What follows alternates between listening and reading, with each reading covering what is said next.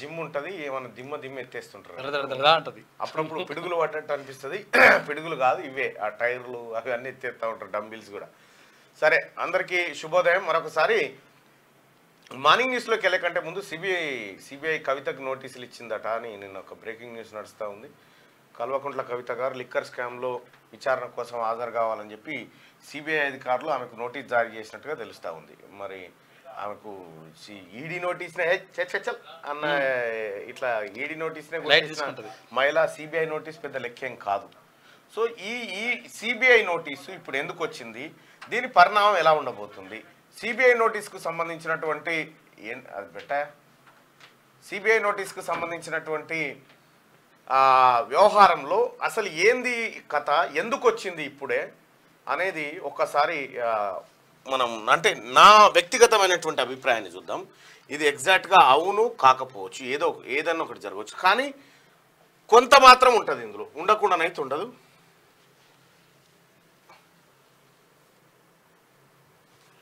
ఏది note okay right. ఇక్కడ CBI అదే బెస్ట్ ఏమో, అదే వెనకాలనే బెస్ట్. కల్వకుంట్ల కవితకు సిబిఐ నోటీసు. అప్పుడు ఆమె మహిళల కోసం ప్రత్యేక బిల్ అన్న టైంలో ఈడీ, ఇప్పుడు జ్యోతిబా పూలే బీసీల టైంలో సిబిఐ నోటీసు. విషయం ఎందుకంటే తొందరపడి ఒక కోయిల ముందే కూసిందనే టైప్లో ఉంటుంది అన్నట్టు. ఈ నోటీస్ వస్తుందని ముందే తెలిసి ఉంటుంది ఆమెకు.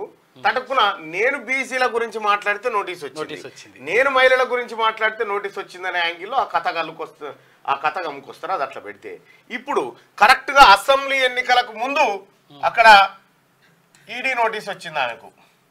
ఈడీ నోటీస్ వస్తే 3-4 సార్లు హాజరైపోయి వచ్చే పాయపాయిగా పట్టుకపోతారా, అయిపోయింది ఇక, కథమే అయిపోయిందిగా. కల్వకుంట్ల కవిత లోపలికే ఇక బయటికి రాదనేటువంటి వార్తల నుంచి దిగ్విజయంగా ఈడీ ఆఫీస్ నుంచి ఎడవకాలు బయటపెట్టి బయటికి వెళ్ళింది. కథం బయటికి వెళ్ళిన తర్వాత ఏదో నోటీసులు ఇస్తే నీ నోటీసులు 4 చెప్తూ చట్ అని అక్కడ బారేసి సుప్రీంకోర్టులో వేసింది.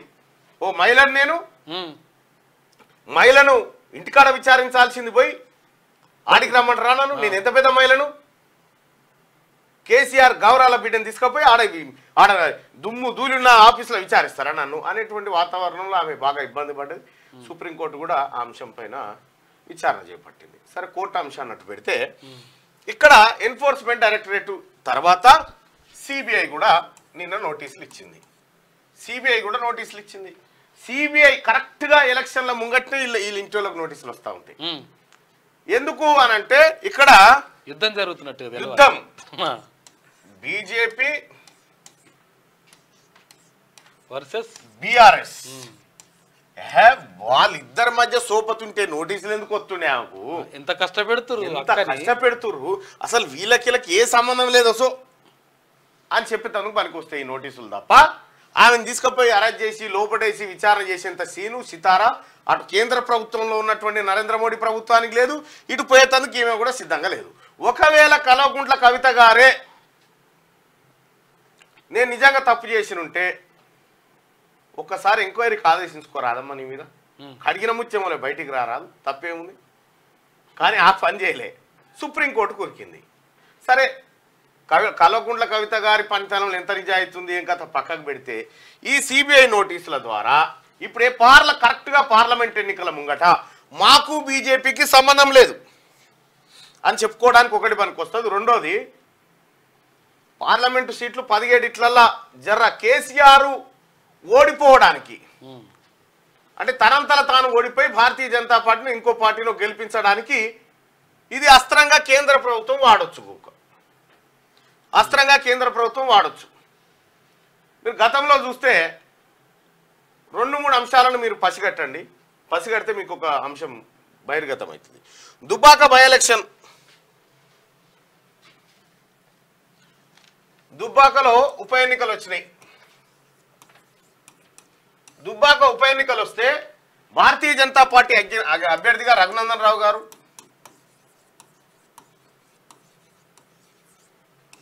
బీజేపీ అభ్యర్థిగా ఉన్నాడు. ఆ తర్వాత కాంగ్రెస్ అభ్యర్థిగా చెరుకు శ్రీనివాస్ రెడ్డి,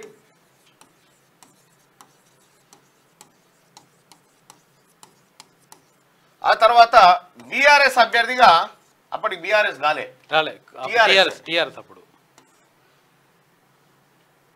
టీఆర్ఎస్ అభ్యర్థిగా సోలిపేట రామలింగారెడ్డి గారి సతీమణి ఆయన చనిపోవడంతో బై ఎలక్షన్ వచ్చింది. ఇక్కడ భారతీయ జనతా పార్టీ దుబ్బాకలో విజయం సాధించింది. ఎట్లా సాధించింది అనే విషయాన్ని మనం ఒక్కసారి కనుక ఇండెప్త్కి పోతే, రఘునందన్ రావు అనేటువంటి వ్యక్తి నువ్వు ఎంత అనుకున్నా మాటకారి, ఆర్థికంగా బలవంతుడు, నలుగురిని మెప్పించే వ్యాఖ్యలు చెప్పగలిగినటువంటి వాడు, వకీలు, ఉన్నత విద్యావంతుడు, అన్ని రకాలుగా ఫిట్గా ఉన్నటువంటి రఘునందన్ రావు పైన అసలు 1, 2, 3 రానటువంటి ఒక సాధారణ మహిళను తీసుకొచ్చి పెట్టిన తర్వాత వాస్తవానికి అక్కడ బీజేపీ అంత బలంగా లేకుండే కాంగ్రెస్ టీఆర్ఎస్ మధ్యనే పోటీ ఉండే. జరిగింది ఏంది, వీళ్ళు టీఆర్ఎస్ వాళ్ళు కాంగ్రెస్ వదిలిపెట్టి బీజేపీ పైన యుద్ధానికి దిగిరు. రఘునందన్ రావు డబ్బులు పట్టుకొని రఘునందన్ రావు మామ ఇంటి మీద దాడి, చిన్న పొలగాలను చూసుకోకుండా పోలీసు వాళ్ళు హడావిడి, బండి సంజయ్ గారు వస్తే ఆయనని పోలీస్ కమిషనర్ అడ్డుకొని డోర్లేసి గుద్ది ఆగమాగనేసి మొత్తం సమాజం అంతా అయ్యో బీజేపీ వాళ్ళని ఎంత పనిచేశారా కేసీఆర్, దీన్ని ఎట్లనో అంటే బీజేపీకి లేని ఒక హైపుని కేసీఆర్ వాంటెడ్గా క్రియేట్ చేసిండు. అది తద్వారా దుబ్బాకలు అది గెలిచే. ఈటల రాజేందర్ అన్న మీద పెట్టినటువంటి అభ్యర్థి గెల్లు శ్రీనివాస్ యాదవ్, ఈటల రాజేందర్ అన్నకు సరిపోయే మనిషేనా ఆయన హాపీలగాని పెట్టే. సో ఈ రకంగా అటు కరీంనగర్ కాడికి పోయి ఇందుగాలు బంధుగాలని ఆనందించే, ఇంకో కాడికి పోయి నన్ను మించిన ఎవడున్నారు రా అని చెప్పానని. అంటే ఎక్కడెక్కడ ఎవరు గెలవాలనో కేసీఆర్ తన మాటలను బట్టి తన చేతల్ని బట్టి డిసైడ్ చేస్తుంటాడు అన్నట్టు. జరిగింది గా కార్యక్రమం. రేపు జరగబోయే పార్లమెంట్ ఎన్నికల్లో కూడా కేసీఆర్ లేకపోతే బీఆర్ఎస్ పార్టీ నాయకులు అందరికీ కింది స్థాయి కార్యకర్తలు ఏది బీఆర్ఎస్ కార్యకర్తలకు ఇంత ఇండెప్త్ బోరు వాళ్ళు. మా కేసీఆర్ చెప్పింది కాబట్టి కరెక్టే అనుకుంటాడు. రేపు పొద్దుగాల కాంగ్రెస్ను వదిలేసి కేసీఆర్ బీఆర్ఎస్ను తిట్టుడు పెడతాడు చూడు, ఏది బీజేపీని తిట్టుడు పెడతాడు. ఇదే జరుగుతుంది చూడుది. తద్వారా ఏమవుతుందంటే ఎన్నికల వాతావరణంలో బీజేపీ కంటే ఎక్కువ బీజేపీ పేరును కేసీఆర్ వలుపుతూ ఉంటాడు. అర్థమైందానే? అర్థమైంది. మంచిగా